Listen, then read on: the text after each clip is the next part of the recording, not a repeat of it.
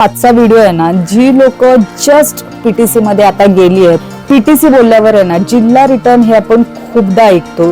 DK गँगचं member बनू नका. आमचे एक पीटीसी मध्ये अलीम सर होते. परत हे 9 महिन्यांना लाईफ मध्ये येणार नाही. सो प्रत्येक दिवस प्रोडक्टिव्ह बनवा. पीओपीच्या आधीच्या दिवशी सुद्धा ती लोक तुम्हाला जिल्हा रिटर्न करू शकतात. हॅलो एव्हरीवन, माझं नाव पूजा विनेरकर आणि सध्या मी मुंबई पोलीस कॉन्स्टेबल या पदावर कार्यरत आहे. तर वन ऑफ माय सबस्क्रायबर तिने कमेंटमध्ये विचारलेलं की ताई प्लीज पीटीसी बद्दल थोडं सांगशील का. बाय द वे पीटीसी म्हणजे पोलीस ट्रेनिंग सेंटर आणि पीटीसी मध्ये पूर्ण शेड्यूल कसा असतो वगैरे त्याबद्दल थोडं सांगशील का. तर आपण स्पेशली भरती जी मुलं करतो ना, ती 2 ते 3 वर्ष चिकाटीने मेहनतीने ही भरती क्लिअर करतो, एक्झाम क्लिअर करतो. त्यानंतर आपल्याला असं वाटतं की बस झालो आपण पोलीस. पण असं नसतं. कोणत्याही फोर्सचा जो जवान असतो ना, मग तो मिलिटरी असू दे, पोलीस असू दे, नेव्ही असू दे किंवा एअरफोर्सचा असू दे, प्रत्येकाचा बेस आहे ना हा त्याच्या ट्रेनिंग पिरियडमध्ये भक्कम केला जातो. आणि ट्रेनिंग पिरियडमध्ये जेवढं आपण मनापासून प्रॅक्टिस करू, जेवढं आपण स्वतःवर वर्क करू, जेवढ्या चुका टाळू, तेवढं आपण बोलतात ना की आपला जो काय सर्व्हिस पिरियड आहे 58 वर्षाचा वगैरे तो आपण चांगला देऊ. सो आजचा व्हिडिओ आहे ना, जी लोक जस्ट पीटीसी मध्ये आता गेली आहेत आणि काही लोक जायचे बाकी आहेत, त्यांचा रिझल्ट वगैरे लागलाय पण जायचे बाकी आहेत, त्यांच्यासाठी अतिशय महत्वाचा असेल. पीटीसी बोलल्यावर आहे ना, जिल्हा रिटर्न हे आपण खूपदा ऐकतो. जिल्हा रिटर्न काय असतं हे मला पण माहित नव्हतं आधी, पण पीटीसीला गेल्यावर त्या गोष्टी बघितल्यावर कळलं की बाबा जिल्हा रिटर्न किती डेंजर गोष्ट असते. म्हणजे आपलं या छोट्या छोट्या ज्या व्हिडिओमध्ये मी गोष्टी सांगेन त्या ऐकताना खूप छोट्या गोष्टी वाटतात, बट या गोष्टीमुळे जिल्हा रिटर्न करतात. जिल्हा रिटर्न म्हणजे काय असतं, 9 महिन्या ट्रेनिंगच्या पिरियडमध्ये आपण काय मिसबिहेव केलं, डिसिप्लिन मध्ये वागलो नाही आणि 9 महिने कंप्लीट करूनही पीओपीच्या आधीच्या दिवशी सुद्धा ती लोक तुम्हाला जिल्हा रिटर्न करू शकतात. म्हणजे तुम्हाला पुन्हा तुमच्या जिल्ह्यात पाठवू शकतात. परत मग पुढच्या बॅच सोबत तुम्हाला परत ट्रेनिंगला यावं लागेल आणि लॉस हाच होतो की टाइम वेस्ट होतो. त्याच्यानंतर तुम्हाला पूर्ण 1 वर्ष जोपर्यंत पुढची बॅच येत नाही तोपर्यंत तुम्हाला ट्रेनिंगला जो पगार मिळतो तो पगार मिळतो, इन्क्रीमेंट तुम्हाला मिळत नाही. सो तुम्ही परत 1 वर्ष बाकीच्यांपेक्षा मागे जाता. सो पुढच्या फक्त 10 गोष्टी आहेत, कट टू कट 10. त्या गोष्टी जर तुम्ही अवॉइड केल्यात ना, तुमची ट्रेनिंग अतिशय म्हणजे एकदमच स्मूथ जाईल. आणि ट्रस्ट मी, बिकॉज मी हे फॉलो केलेलं आणि काही गोष्टी मला तिथे रिअलाइज झाल्या, काही गोष्टी मला ट्रेनिंग नंतर आल्यावर रिअलाइज झालं की बाबा हे मला आधी कोणीतरी सांगितलं असतं तर बरं झालं असतं.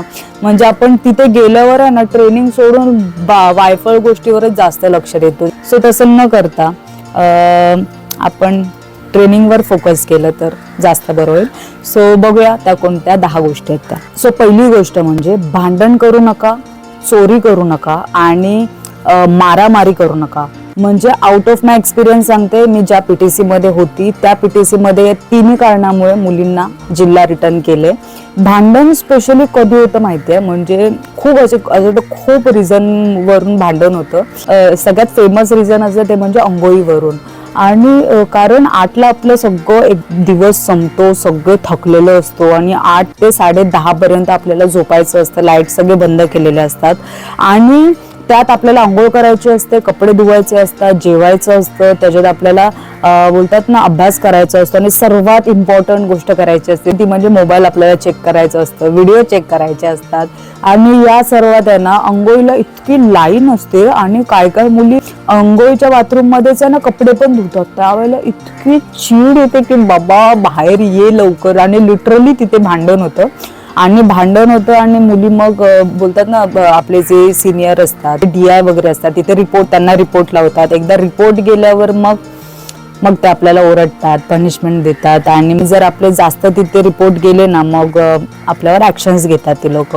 आणि सेकंड गोष्ट म्हणजे मारामारी. म्हणजे तुम्हाला आता हसायला येईल ऐकून की काय बोलते ताई तू, मारामारी, इतक्या मोठ्या मुली मारामारी कशा करतील. पण खरं सांगते, ज्या पीटीसी मध्ये मी होती तिथे 2 मुलींनी इतकी भयानक मारामारी केलेली, म्हणजे त्यांची कंप्लेंट प्रिन्सिपल पर्यंत गेलेली आणि त्यांना जिल्हा रिटर्न करण्यापर्यंत त्यांची वेळ आलेली. आणि खूप इम्पॉर्टंट गोष्ट ती म्हणजे चोरी. चोरी म्हणजे असं वाटेल की चोरी कोण करेल, पण होतं असं, म्हणजे इंटेन्शनली अनइंटेन्शनली का होईना ती गोष्ट होते आणि ती झाली आहे. आणि त्या कारणाने आहे ना आमच्या PTC मधल्या एका मुलीला जिल्हा रिटर्न केलेलं. पहिली गोष्ट आहे जी तुम्ही करायची नाही म्हणजे भांडण चोरी नाही करायची, मारामारी नाही करायची. ट्रस्ट मी, हे सगळं आउट ऑफ माय एक्सपिरियन्स सांगते आणि मी हे स्वतः PTC मध्ये बघितलंय. सेकंड गोष्ट म्हणजे जेव्हा आपण PTC ला असतो ना तेव्हा आपल्याला बंदोबस्तला पण पाठवतात आणि 5-6 महिने आपण कंटिन्यू फॅमिलीला भेटलेले नसतो, त्यांच्याशी बोललेलो नसतो. तर जसं आपल्याला बाहेर सोडतात आपण त्यांना भेटतो आणि आपण आपल्या DI सरांना वगैरे न सांगताच त्यांच्यासोबत जातो. आणि लिटरली वन ऑफ माय बोलतात ना सबऑर्डिनेट, तिच्यासोबत असं झालंय की तिने चुकून असं केलं आणि बोलतात ना तिच्यावर कारवाई झाली आणि तिला जिल्हा रिटर्न केलं. सो ही सेकंड खूप इम्पॉर्टंट गोष्ट आहे. हे करू नका. बंदोबस्तला गेल्यावर जे तुम्हाला रूल्स सांगतील ते फॉलो करा. त्याच्यानंतर थर्ड, ही खूप इम्पॉर्टंट गोष्ट आहे, ते म्हणजे आपण एक्झाम वगैरे आपण एक्झाम पास होतो त्याच्यानंतर आपला ॲटिट्यूडच थोडा चेंज होऊन जातो. तुम्ही रिलेट कराल, म्हणजे जी लोक PTC मधून आता माझ्यासोबत क्लिअर होऊन आली आहेत ना ती लोक ह्या सर्व गोष्टी रिलेट करतील. म्हणजे तिथे गेल्यावर आहे ना आपल्यावर असे सगळे दादागिरी करायला लागतात ना, म्हणजे सुरुवातीलाच आपले सोबतचे जे असतात ना, मग ते स्क्वॉड लीडर असू दे, DI असू दे, मग पुढचे अधिकारी असू दे, जेव्हा आपली स्क्वॉड लीडर आपल्याला ओरडते तेव्हा वाटतं की भाई आपल्यासोबतची मुलगी आहे आणि आपल्यावरच काय ओरडते. आणि तेव्हा असं होतं की काय बोलू नये काय नाही भाई, आपल्याला असं वाटतं की तुम्हाला असं बोललीच कसं, मग आपण उलट बोलायला जातो. सुरुवातीचे दिवस आपले असेच जातात, खूप स्ट्रगलचे असतात की आपल्याला खूप पेशन्स दाखवावं लागतं आणि त्यांचं ऐकून घ्यावं लागतं. सो ही गोष्ट करायची आहे की उलट बोलायचं नाही तिथे कोणालाच, म्हणजे उलट बोलायचंच नाही. आणि उलट बोललं तर आपल्यावर इन्क्वायरी बसते तिथे. खरं सांगते, या छोट्या छोट्या गोष्टी वाटतायत ऐकायला बट या खरंच खूप इम्पॉर्टंट आहेत. फोर्थ इम्पॉर्टंट म्हणजे आमचे एक PTC मध्ये अलीम सर होते ना, त्यांनी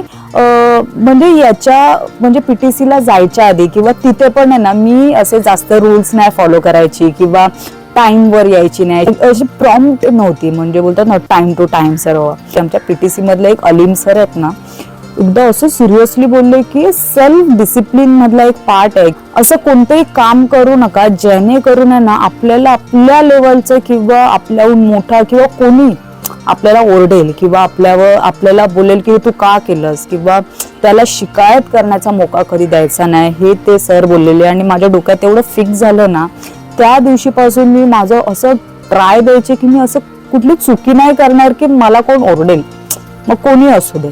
सो ही गोष्ट केली. फिफ्थ खूप इम्पॉर्टंट गोष्ट आहे, म्हणजे लिटरली ज्या रिअल कामासाठी आपण ट्रेनिंग सेंटरला जातो ते म्हणजे तिकडचे लेक्चर्स, लॉ लेक्चर्स. आणि सकाळपासून आपला जो शेड्यूल असतो, जे रनिंग, PT आणि ड्रिल्स मध्ये आपली बॉडी एवढी थकते, त्याच्यानंतर आपण पोट भरून गच्च जेवतो, नाश्ता करतो आणि लेक्चरला लिटरली आपण झोपतो. मी सुद्धा तेच केलंय. आणि इथे ऑन फील्ड काम करायला आल्यावर इथे रिअलाइज होतंय की बाबा तिकडचं ते PT ड्रिल ज्याच्यात आपण जास्त डोकं लावतो ते बोलतात ना ऍक्च्युअल आपल्याला इथे काय कामाला येत नाही. आपल्याला जे प्रोफेसर शिकवतात त्यांचे जे ती लोक एक्सपिरियन्स शेअर करतात. आणि ओव्हरऑल लेक्चरला झोपू नका, खूप इम्पॉर्टंट गोष्ट आहे. फिट करा डोक्यात, झोपायचं नाहीये. ओके. त्याच्यानंतर 6वी खूप इम्पॉर्टंट गोष्ट आहे विच इज तिथे खोटं नका बोलू. म्हणजे स्टार्टिंगला हे सगळं बोलते आणि हे मी पण केलंय, म्हणजे यातल्या बऱ्यापैकी गोष्टी मी केल्या स्टार्टिंगला. त्यानंतर एका पॉइंटला काही गोष्टी रिअलाइज झाल्यात आणि काही गोष्टी तर इथे बाहेर येऊन रिअलाइज झाल्यात की बाबा हे जर त्यावेळेस केलं नसतं तर ट्रेनिंग अजून स्मूथ झाली असती आणि चांगली झाली असती. खूप काही शिकायला मिळालं असतं. ज्या खऱ्या प्रोडक्टिव्ह गोष्टी आहेत त्याच्यात आपल्याला जास्त बोलतात ना टाइम देता आलं असतं, वर्क केलं असतं स्वतःवर. 6 गोष्ट आहे ते म्हणजे खोटं बोलू नका. जे काय असेल ना तिथे खरं खरं बोला. म्हणजे हे केलं का, तर हे मी केलं. लेट आली का, हो मी लेट आली. जे काय ते खरं बोला. बिकॉज हे 9 महिने ना तुम्ही स्वतःला सुधारायला जाताय तिथे. म्हणजे आपल्यात खूप फॉल्ट्स असतात जे आपण, आणि तिकडचे जे शिक्षक असतात ना त्यांना पण माहित असतं, हे कॉमन आहे. फक्त त्या लोकांना असतं की बाबा हे तुम्ही केलंय ना, एक्सेप्ट करा, त्याच्यावर वर्क करा. ती लोक थोडी पनिशमेंट देतात, ती पनिशमेंट घ्या आणि मूव्ह ऑन व्हा. खोटं बोलू नका. ओके. 7वी खूप इम्पॉर्टंट गोष्ट म्हणजे अवॉइड कंपॅरिझन करणं बंद करा, टाळा तिथे.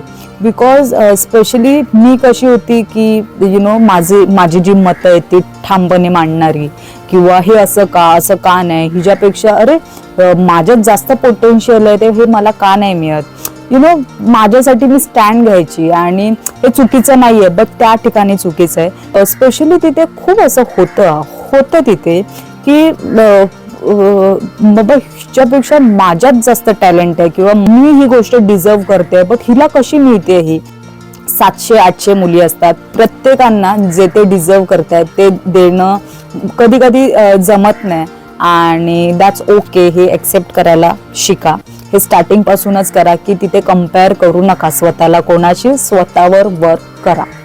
इम्पॉर्टंट. 8वी इम्पॉर्टंट गोष्ट म्हणजे डीके गँगचं मेंबर बनू नका. डीके गँग म्हणजे दिवस काढू, म्हणजे बोलतात ना 6 महिने राहिले, 5 महिने, म्हणजे असं बोलतात ना दिवस काउंट करतात काय लोक, विच पर्सनली मी तरी केलं नव्हतं. मी प्रत्येक दिवस एन्जॉय केलेला, प्रत्येक दिवस मी माझं बेस्ट दिलेलं, तेच करायचंय. हे 9 महिने कसे जातील ना तुम्हाला कळणार पण नाही, आणि परत हे 9 महिन्यांना लाईफमध्ये येणार नाही. सो प्रत्येक दिवस प्रोडक्टिव्ह बनवा, प्रत्येक दिवसात काहीतरी नवीन शिका, काहीतरी नवीन करा, आणि दिवस मोजू नका. ओके. 9वी इम्पॉर्टंट गोष्ट जी करू नका, which is avoid to say no. Because मी माझ्या स्टार्टिंगचे जे PTCचे व्हिडिओ बनवलेत ना त्याच्यात पण बोलायची की म्हणजे एखादी गोष्ट आपल्याला करायचीच आहे, त्यासाठी काही ऑप्शन नाही, तेव्हा आपलं माइंड आहे ना आपोआप सोल्युशन शोधायला स्टार्ट करतं, आणि आपल्याला तसंच माइंडला ट्रेन करायचं. त्यासाठी आपल्याला ही गोष्ट करायला लागेल की जी काय गोष्ट येते येऊ द्या, मी करेन. प्रत्येक गोष्ट अतिशय उत्साहाने हा मी करेन. जर सांगितलं अच्छा हे करायचंय, पनिशमेंट जरी दिली ना तरी ती अगदी उत्साहाने करायची, म्हणजे त्यातून काहीतरी शिकायला मिळेल या इंटेन्शनने करायचं आहे. हा ॲटिट्यूड ठेवून करायचा आहे तुम्हाला. आणि जे मी थोडे दिवस केले नव्हते, त्याच्यानंतर I worked on that thing. त्यानंतर 10वी शेवटची सर्वात इम्पॉर्टंट गोष्ट म्हणजे गिवअप करायचं नाही. गिवअप करायचं नाही म्हणजे भरती झाल्यानंतर लिटरली आपण वर्कआउट करायचं सोडतो. त्यानंतर आपल्याला बोलतात ना PTCला गेल्यावर इतका हार्ड वर्कआउट वगैरे घेतात, आणि आपण लिटरली एक दिवस करतो, नंतर बोलतो नाही मी थकली आहे वगैरे. तसं तर तुम्हाला चॉईस देतच नाही, पण स्टील स्वतःला सांगा की मी गिवअप नाही करणार. म्हणजे 10 राऊंड दिले तरी 11 मारण्याची माझी ताकद आहे हे स्वतःला सांगा. गिवअप करू नका. सो होप बोलण्यापेक्षा आय एम डॅम शुअर की तुम्हाला या व्हिडिओने नक्की फायदा होईल, जर तुम्ही हे फॉलो केलात तर. अदरवाईज नाही. अदरवाईज तुम्ही ट्रेनिंग करून या आणि त्यानंतर मला कमेंट करा की ताई जर तुझं ऐकलं असतं तर बरं झालं असतं. सो या अजून एक, जर हा व्हिडिओ तुम्हाला आवडला, चांगला मला रिस्पॉन्स दिसला तुमच्याकडून, तर मी पुढे हा व्हिडिओ नक्की बनवेन की ठीक आहे चुका नाही करायच्या कुठल्या त्या समजल्या, पण अशा कुठल्या गोष्टी करायच्या ज्याने आपली ट्रेनिंग अजून छान होईल, अजून स्वतःवर वर्क करता येईल, अजून स्वतःवर फोकस करता येईल. आणि ट्रेनिंग झाल्यानंतर आहे ना आपण बोलतो ना कसं कडक जवान वाटलं पाहिजे. आणि मग हे मुलं मुली दोघांसाठी आहे. लिटरली सांगते, जेव्हा आपण चांगली ट्रेनिंग करून येतो ना आपण इतकं कॉन्फिडंट फील करतो बाहेर आल्यावर की बाबा मला माहिती आहे काय रूल्स असतात, काय रेग्युलेशन्स असतात, ॲज अ नागरिक म्हणून पण आणि एक बोलतात ना एक पोलीस डिपार्टमेंट मधला पोलीस म्हणून पण. सो या आजसाठी एवढंच. भेटू नेक्स्ट व्हिडिओमध्ये. Thank you so much for watching. Bye bye.